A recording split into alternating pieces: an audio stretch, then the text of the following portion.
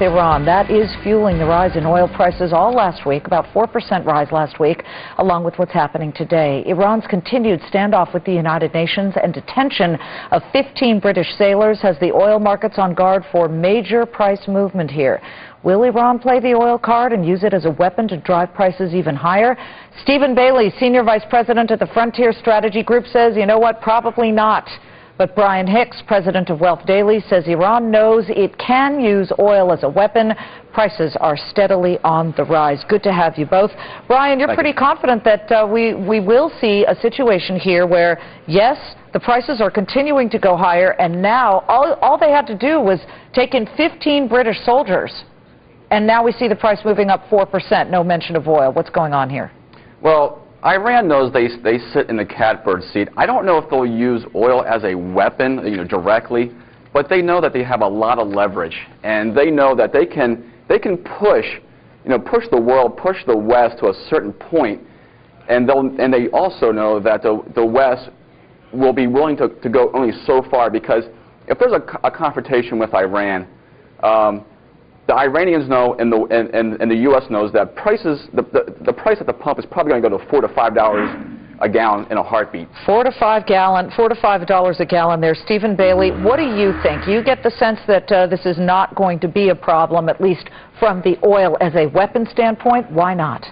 I think that's correct. I mean, it's certainly not an impossibility, but when you consider the internal political dynamic in Iran, as well as the fact that Iran imports about 40% of its gasoline from the world market, I think it's unlikely. I think in the West, there's an assumption that President Ahmadinejad is really the ruler of the country and that he makes all the decisions.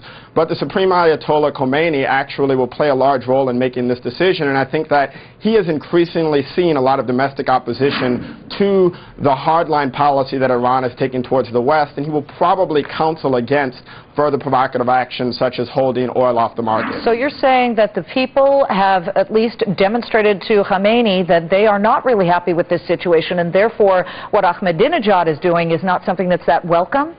I think that's absolutely right. If you look at the increasing number of protests that are occurring in the streets of Tehran, people are really starting to backlash against this idea that the economic interests of the country should be completely subservient to Iran's foreign policy interests. Well, until then, though, we've got 15 British sailors who are stuck there. And, Brian, what do you think is going to happen with that? And will we continue to see oil tick higher until that is resolved? Well, I don't think this crisis is going to end anytime soon. However, I do agree with your guess. At the end of the day, the world needs oil, and Iran has a lot of it to sell.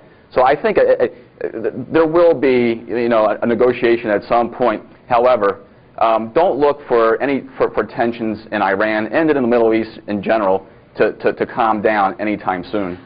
I would like to get to the point here about Iran importing much of its gasoline. They don't really have too much capability. Is that the point, Stephen?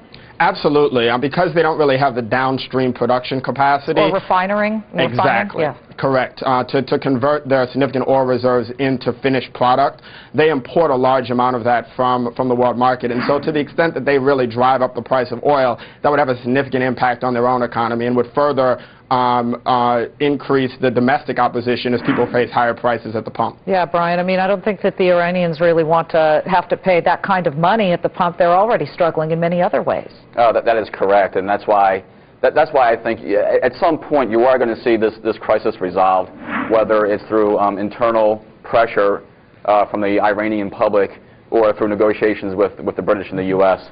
I guess everybody can use oil as a weapon depending on who needs what and what refined products are needed. Our thanks very much to Brian Hicks and Stephen Bailey. We'll be watching this situation closely. Our pleasure.